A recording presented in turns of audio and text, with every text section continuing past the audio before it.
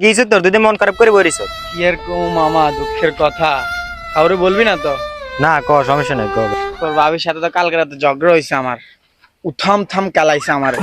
মামা এই কথা কাউরে কইস না মামা, ফিট সব ব্যথা বানালাইছে মামা। শোনেন এলাকাবাসী, কালকে রাতে মুরাদের বউ মুরাদ রে পিড়াইয়া পাড়ায় সব পাড়ায়।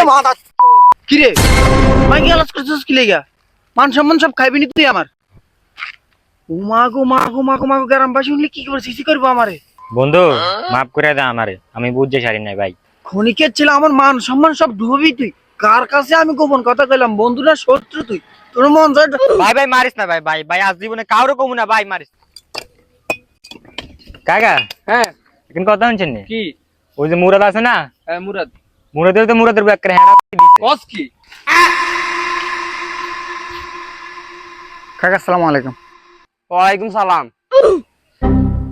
কিছু বলবেন? আচ্ছা আইস্তা তোমার নাকি তোমার বড় আছে বলে পিডা?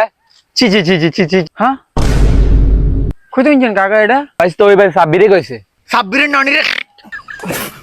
কাকা সম্পূর্ণ ফাও কথা, কাউরে আর বললেন না হ্যাঁ প্লিজ কাকা।